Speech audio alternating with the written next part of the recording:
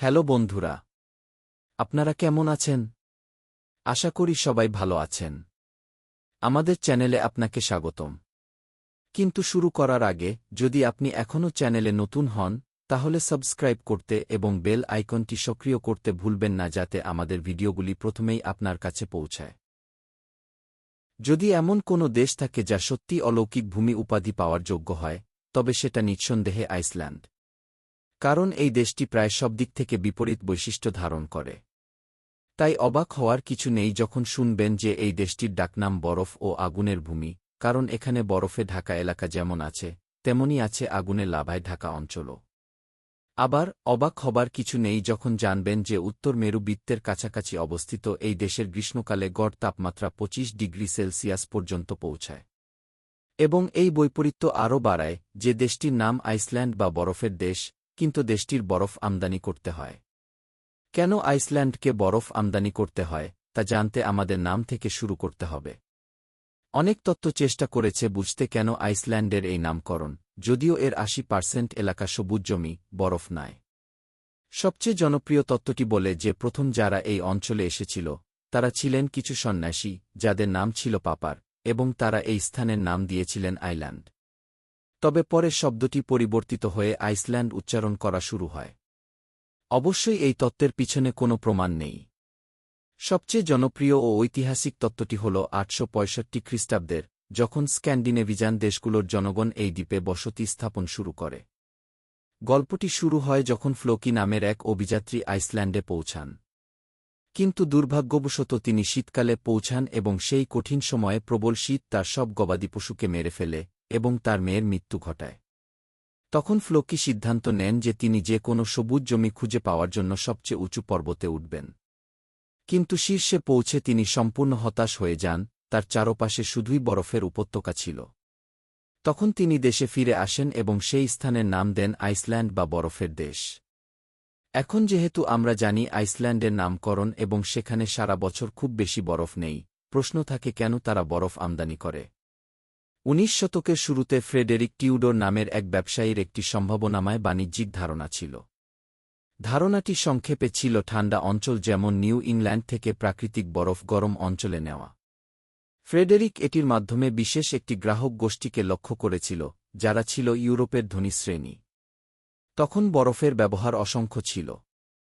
আমরা এখানে ১৯ শতকের শুরুর কথা বলছি, যখন ফ্রিজও ছিল না এবং ইউরোপের ধনী শ্রেণী গ্রীষ্মমণ্ডলীয় অঞ্চলের উষ্ণ আবহাওয়ায় অস্বস্তি বোধ করত।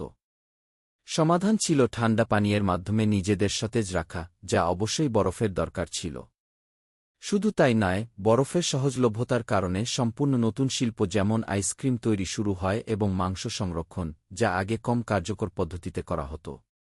তাই বরফের বাণিজ্য শুরু হলে মাংসের বাণিজ্যও ব্যাপকভাবে শুরু হয়। বরফের বাণিজ্য বৃদ্ধি পায় এবং লক্ষ্যবস্তু গ্রাহক গোষ্ঠী বড় হতে থাকে এবং বরফ রপ্তানি করা হতো মার্কিন যুক্তরাষ্ট্র, ভারত এবং চীনের মতো দেশে। বরফের চাহিদা বাড়ার সাথে সাথে একটি বড় সমস্যা দেখা দেয়। এই বাণিজ্য মৌসুমী ছিল, অর্থাৎ কেবল গ্রীষ্মকালে প্রসারিত হতো।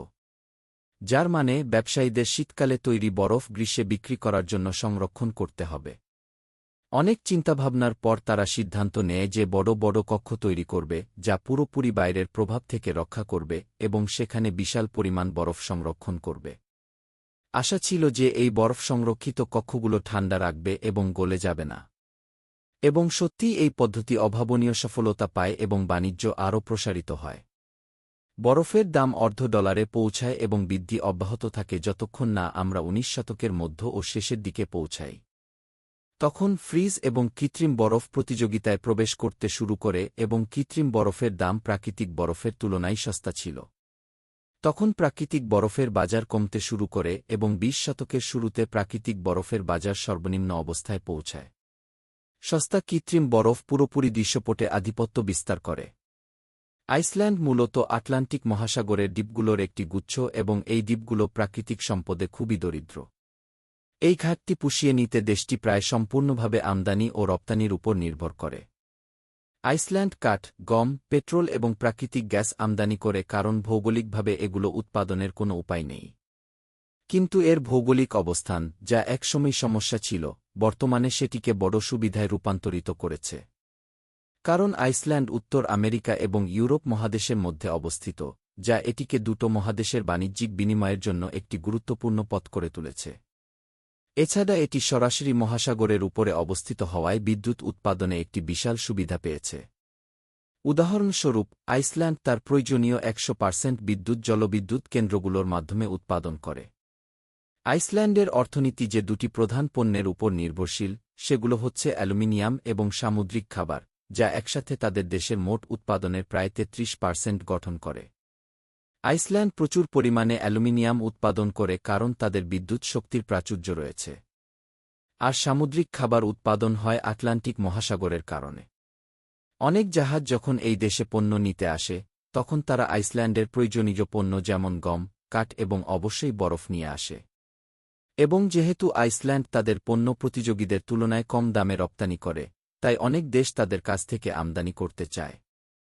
ফলে তারা তাদের জাহাজ আইসল্যান্ডে পাঠায়।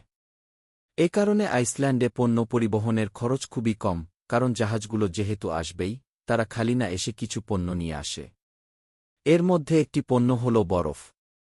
কেউ হয়তো বলবে, কেন আইসল্যান্ড বরফের মতো কম গুরুত্বপূর্ণ কিছু আমদানি করে এবং স্থানীয়ভাবে বরফ উৎপাদন করে না? এর উত্তর এক শব্দে হল খরচ। আইসল্যান্ড বিশ্বের সর্বোচ্চ ব্যক্তিগত আয়ের দেশগুলোর একটিতে পরিণত হয়েছে, যেখানে মাথাপিছু জাতীয় আয় প্রায় $৫৬,০০০। এর মানে হল যে কোনো কিছু উৎপাদন, এমনকি বরফও, ব্যয়বহুল হবে কারণ মজুরি বেশি। এর সাথে যোগ হয় আইসল্যান্ড সরকারের করা অনেক সুবিধা, যা আমদানি এবং রপ্তানি বাড়ানোর জন্য দেওয়া হয়েছে। এর মধ্যে বেশিরভাগ আমদানি পণ্যের উপর ট্যাক্স কমানো, এমনকি কিছু পণ্যের উপর কোনো ট্যাক্স নেই। এই পণ্যগুলোর মধ্যে বরফও রয়েছে। এছাড়া আইসল্যান্ড বরফ রপ্তানিকারী দেশগুলোর কাছাকাছি হওয়ার কারণে পরিবহন খরচও খুবই কম। ফলে আমাদের সামনে একটি সমীকরণ দাঁড়ায়। একদিকে প্রাকৃতিক বরফ, যা কোনো ট্যাক্স ছাড়াই এবং খুব কম পরিবহন খরচে আমদানি হয়, এবং অন্যদিকে কৃত্রিম বরফ, যার উৎপাদন খরচ বেশি কারণ মজুরি বেশি। ফলে প্রাকৃতিক বরফের দাম এবং স্থানীয়ভাবে উৎপাদিত বরফের দামের মধ্যে প্রায় ৪০% পার্থক্য হয়। এর মানে হল, এই ক্ষেত্রে প্রাকৃতিক বরফ অনেক ভালো। এখন প্রশ্ন আসে, যদিও আইসল্যান্ডের ৮০% এলাকা সবুজ এবং দেশটিতে প্রচুর বরফও আছে, তাহলে কেন তারা নিজের বরফ ব্যবহার করে না? এর উত্তর বেশ দুঃখজনক। যদিও আইসল্যান্ড উত্তর মেরু বৃত্তের ঠিক নিচে অবস্থিত, তবুও এটি পৃথিবীর দ্রুততম উষ্ণায়নের স্থানগুলোর একটি। তাদের তাপমাত্রা বৃদ্ধির হার প্রতি বছর ৪ গুণ বেশি হয়, যা উত্তর গোলার্ধের গড় বৃদ্ধির চেয়ে বেশি।